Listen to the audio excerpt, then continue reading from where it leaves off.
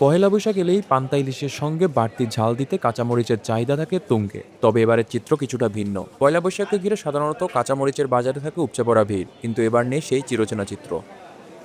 দাম কম থাকলেও বাজারে ক্রেতাদের উপস্থিতি অনেকটাই কম বলে জানান বিক্রেতারা। সাধারণত এই সময় কাঁচামরিচের চাহিদা বাড়ার সঙ্গে সঙ্গে দামও বাড়ে। তবে এবার উল্টো চিত্র, নববর্ষ উপলক্ষে বাজারে তেমন কোনো প্রভাব পড়েনি বলছেন ক্রেতারা। আমি ভাবছি মনে হয় 100-এর উপরে হবে, কিন্তু মাত্র 60 টাকা 1 কেজি নিল, তাও বলার পর আর 10 টাকা কমাই দিল 50 টাকা নিয়ে, তো খুব খুশি হইলাম। 100-এর উপরে সবসময় ছিল, এখনই একমাত্র কম দামে কিনছি।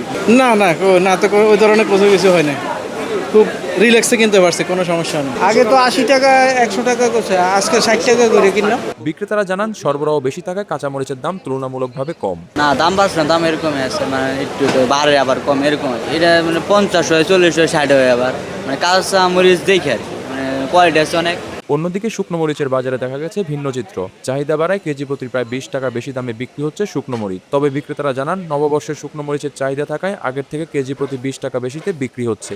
আগে ছিল আপনার 300 টাকা কেজি, এখন হচ্ছে 320 টাকা কেজি। কেজিতে 20 টাকা বাড়ছে। 20 টাকা বাড়ার কারণটা কি ভাই? 20 টাকা বাড়ছে ভাই, দেশের পরিস্থিতি ভালো না। বাড়ার কারণটা তো জানি না, তবে বাড়ছে ইদানিং মরিচের দামটা মোটামুটি ভালো বাড়তি আর কি।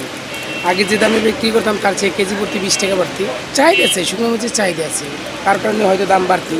সব মিলিয়ে বছরের সবচেয়ে উৎসবমুখর সময়েও মরিচের বাজারে নেই প্রত্যাশিত গতি। দাম কম থাকলেও ক্রেতার অভাবে হতাশ বিক্রেতারা।